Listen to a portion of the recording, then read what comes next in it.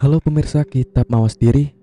Untuk video kali ini saya akan menyampaikan satu cerita sejarah yang mesti tidak kalah menarik untuk diulas dan dibahas secara lugas. Tanpa berlama-lama, inilah judul ceritanya. Sunan Muria atau Raden Umar Said.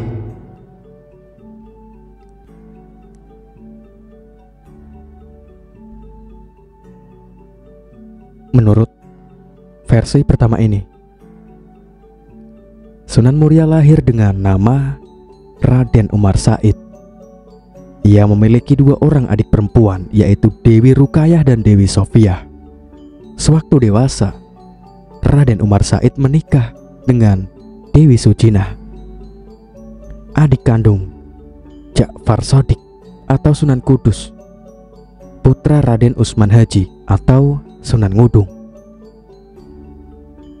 Sementara itu, menurut versi kedua yang berdasar naskah Pustaka Darah Agung yang disusun Raden Darmawasito dan diringkas oleh Raden Muhammad Yahya Mertowinoto tahun 1969 tepatnya, disebutkan bahwa Sunan Muria adalah putra Sunan Ngudung. Disebutkan bahwa dalam pernikahan dengan Dewi Sarifah, Sunan Ngudung memiliki 4 putra. Yang pertama Raden Umar Said, kedua Sunan Giri III, ketiga Raden Amir Haji Sunan Kudus, dan keempat Sunan Giri II. Jika versi silsilah ini benar, maka Dewi Sarifah, istri Sunan Ngudung, adalah adik Sunan Kalijaga. Sejalan dengan sumber Pustaka Darah Agung, meski terdapat perbedaan-perbedaan, Vandenberg di insiden tahun 1886 menyatakan bahwa semua wali di Jawa adalah keturunan Arab. Mengaitkan Sunan Muria dan Sunan Kalijaga sebagai ayah beranak dalam konteks kebenaran silsilah Sunan Muria tampaknya lebih didukung oleh data historis dibanding menempatkan Sunan Muria sebagai putra Sunan Ngudung. Istri pertama Sunan Muria adalah Dewi Sujinah, putri Sunan Ngudung, adik dari Sunan Kudus, dan dikarunia 1 orang anak, yaitu Saridin. Istri kedua Sunan Muria adalah Dewi Roro Noyorono, putri Ki Ageng Ngerang, dan dikaruniai 3 orang anak. Yang pertama Sunan Nyamplungan, kedua Raden Santri, ketiga Dewi Nasiki. Sunan Muria adalah putra Sunan Kalijaga dari istri Dewi Saroh, sehingga data sejarah tersebut dapat disusun sebagai silsilah genealogis.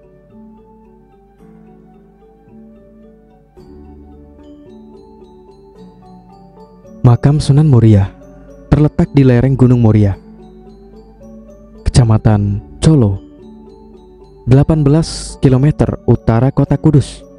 Untuk mencapai makam, maka perlu menaiki sekitar 700 tangga dari pintu gerbang. Letak makam Sunan Muria berada persis di belakang Masjid Sunan Muria. Yang membedakannya dari makam wali lainnya, yaitu letak makam beliau yang menyendiri dan berada jauh dari punggawanya, sama seperti sifatnya yang suka menyendiri. Dari pintu gerbang masih naik lewat beratus tangga atau undagan menuju ke komplek makamnya yang terletak persis di belakang Masjid Sunan Muria. Mulai naik dari pintu gerbang pertama paling bawah hingga sampai pelataran masjid, jaraknya kurang lebih 750 meter jauhnya. Setelah kita memasuki pintu gerbang makam, tampak di hadapan kita pelataran makam yang dipenuhi oleh 17 batu nisan. Menurut juru kunci makam, itu adalah makamnya para prajurit dan pada punggawa, orang-orang terdekat, ajudan, dan semacam patih dalam keraton. Di batas utara pelataran ini berdiri bangunan cungkup makam beratapkan sirap 2 tingkat. Di dalamnya terdapat makamnya Sunan Muria.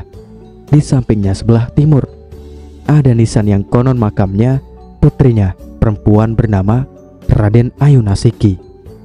Dan tepat di sebelah barat dinding belakang Masjid Muria, sebelah selatan mihrab, terdapat makamnya Panembahan Pengulu Jogodipo yang menurut keterangannya juru kunci adalah putra sulungnya Sunan Muria. Sanad ilmu dan pendidikan beliau.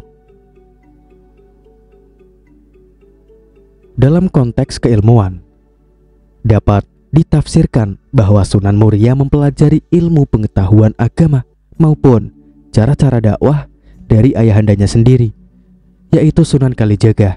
Namun, ada juga sumber cerita lisan tentang Malingkapa, yang salah satu bagiannya menuturkan bahwa Sunan Muria pernah berguru kepada Sunan Ngerang atau Ki Ageng Ngerang bersama-sama dengan Sunan Kudus dan Adipati Patakwarak, serta 2 bersaudara Kapa dan Gentiri. Guru-guru Sunan Muria saat menuntut ilmu adalah Sunan Kalijaga dan Sunan Ngerang. Untuk penerus beliau, anak-anak beliau,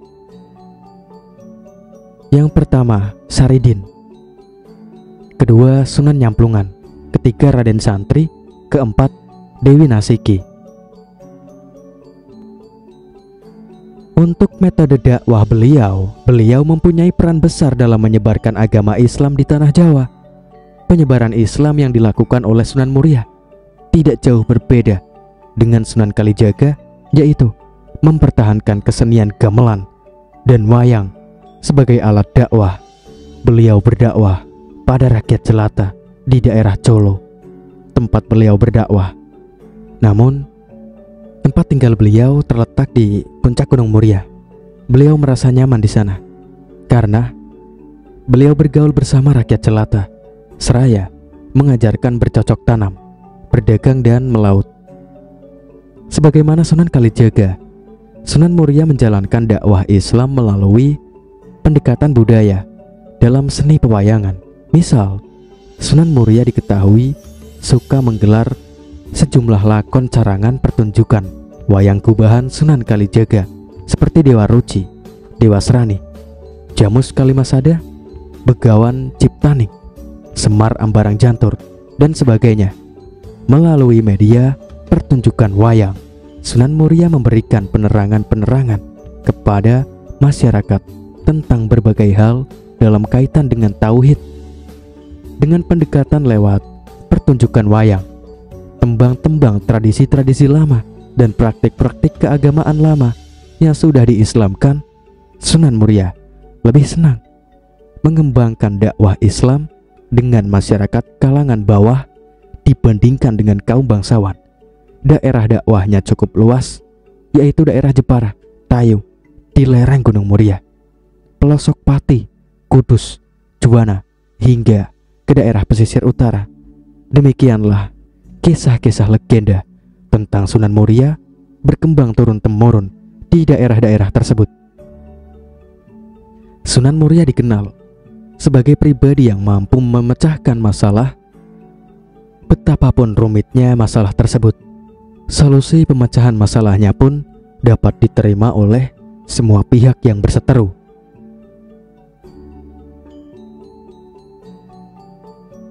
Dalam menyebarkan agama Islam, Sunan Muria lebih toleran dengan memusatkan pada rakyat jelata dan bukan kaum bangsawan.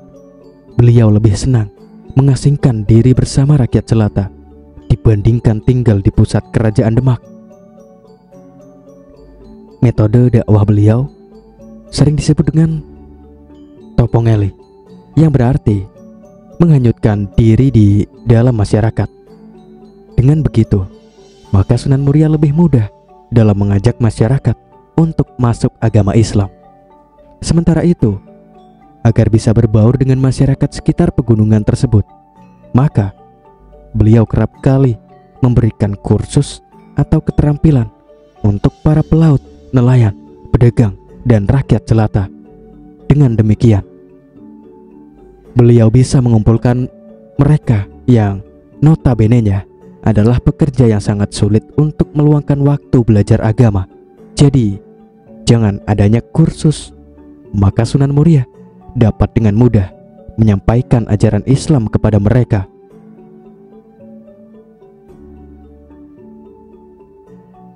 Dakwah bil hikmah dengan akulturasi budaya.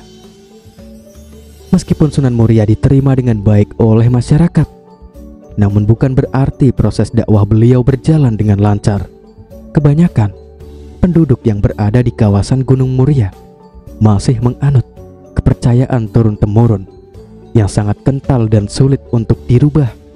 Oleh karenanya, beliau sama seperti para wali yang lainnya, yaitu lebih kepada metode dakwah bil hikmah atau dengan cara-cara bijak yang tidak memaksa.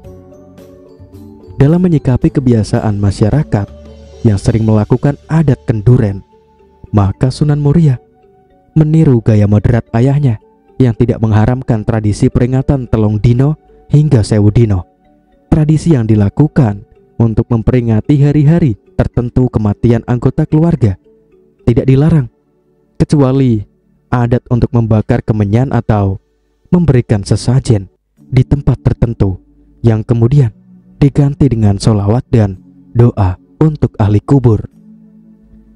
Sama seperti para wali yang lain, Sunan Muria juga tetap mempertahankan alat musik daerah seperti gamelan dan kesenian tradisional wayang untuk media dakwahnya. Beliau tidak mengubah budaya yang ada, namun memasukkan ajaran-ajaran Islam di dalamnya. Beberapa lakon pewayangan dirubah karakternya dengan membawa pesan-pesan Islam, seperti kisah Dewa Ruci, Petruk Dedi Ratu, Jimat Kalimasada, Mustakaweni, Semar Ambarang Jantur, dan lain sebagainya. Selain mempertahankan kesenian daerah seperti gamelan dan wayang, Sunan Muria juga menciptakan beberapa tembang Jawa Macapat yang berisi tentang ajaran Islam. Beberapa karyanya yang terkenal hingga saat ini yaitu tembang Sinom dan Kinanti. Dengan menggunakan tembang atau lagu, maka masyarakat akan dengan mudah menerimanya dan mampu mengingat nilai-nilai serta ajaran Islam yang terkandung di dalamnya untuk bisa diterapkan dalam kehidupan. Generasi awal masyarakat Islam yang keberadaannya dikembangkan Wali Songo dengan pengetahuan dan pemahaman yang terbatas pada tradisi kakawin dan kidung, kemudian mengembangkan tradisi penulisan tembang gede atau metrum besar, sekalipun aturan persajakannya berdasarkan metrum kekawin, dengan mempertahankan bait-bait yang terdiri atas 4 baris dengan sejumlah suku kata tertentu, tetapi mereka melepaskan sama sekali kaedah-kaedah mengenai kuantitas metrum kakawin. Para wali penyebar Islam bahkan mengembangkan lagi bentuk tembang gede menjadi tembang yang lebih sederhana, yaitu tembang tengahan atau metrum madya dan tembang cilik atau metrum kecil. Jenis tembang gede disebut girisa. Tembang tengahan diklasifikasi menjadi 5 jenis. Yang pertama gambuh, kedua megatruh, ketiga balabak, keempat wirangrong, dan kelima juru demung. Sedangkan tembang cilik diklasifikasi menjadi sekitar 9 jenis. Yang pertama kinanti, kedua pucung, ketiga asmaradana, 4 mijil, 5 mas kumambang, 6 pangkur, 7 sinom, 8 dendang gula, dan 9 durma. Di dalam tradisi penulisan tembang, masing-masing tokoh Wali Songo, kecuali Sunan Ampel dan Sunan Gresik yang berasal dari Campa, dihubungkan dengan berbagai penciptaan tembang. Tokoh Sunan Giri misal dianggap sebagai pencipta tembang-tembang cilik atau sekar alit jenis Asmaradana dan Pucung, Sunan Kalijaga dianggap sebagai pencipta tembang-tembang cilik atau sekar alit jenis Dandang Gula. Sunan Bonang dianggap sebagai pencipta tembang-tembang cilik atau sekar alit jenis Durma. Sunan Kudus dianggap sebagai pencipta tembang-tembang cilik jenis Mas Kumambang dan Mijil. Sunan Derajat dianggap sebagai pencipta tembang-tembang cilik jenis Pangkur. Sunan Muria dianggap sebagai pencipta tembang-tembang cilik jenis Sinom dan Kinanti. Sunan Muria mempunyai peran besar dalam menyebarkan agama Islam di tanah Jawa. Penyebaran Islam yang dilakukan oleh Sunan Muria tidak jauh berbeda dengan Sunan Kalijaga, yaitu mempertahankan kesenian gamelan dan wayang sebagai alat dakwah. Beliau berdakwah pada rakyat jelata di daerah Colo, tempat beliau berdakwah. Namun, tempat tinggal beliau terletak di puncak Gunung Muria.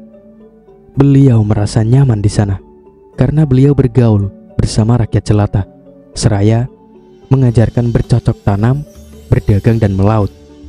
Bahkan, lewat kesenian sebagai media dakwah beliau menghasilkan sebuah tembang Sinom dan Kinanti. Adapun wilayah yang menjadi sasaran dakwahnya meliputi Tayu, Juwana, Kudus, dan lereng Gunung Muria.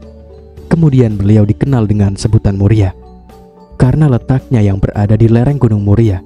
Dengan tembang-tembang itu, ia mengajak umat agar mengamalkan ajaran Islam dalam kehidupan sehari-hari.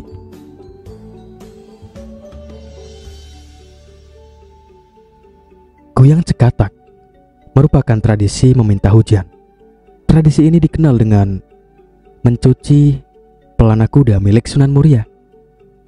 Ritual ini biasa dilakukan pada hari Jumat Wage di musim kemarau, sekitar bulan Agustus sampai September. Goyang Cekatak digelar di dekat Sendang Rejoso. Hujan yang diminta dalam ritual ini bertujuan agar air dari Sendang Rejoso ini tidak kering. Hingga saat ini, Sendang Rejoso selalu mengalirkan air dan tidak pernah kering meski pada musim kemarau panjang. Untuk karomah beliau, Sunan Muria memiliki air yang disimpan di dalam gentong tempat air besar. Air yang sudah didoakan oleh beliau memiliki khasiat yang luar biasa. Atas izin Allah, air ini bisa menjadi obat jika diminum. Air gentong ini dipercaya masyarakat memiliki keberkahan untuk mengobati segala penyakit. Air gentong ini juga dapat meningkatkan kecerdasan bagi orang yang meminumnya. Karena itu, hingga saat ini, air gentong tersebut masih digunakan ketika peziarah datang. Pemirsa budiman, itulah tadi untuk cerita sejarah kali ini. Jangan lupa sampaikan masukan kalian, kritik kalian, saran kalian di kolom komentar. Wassalamualaikum warahmatullahi wabarakatuh.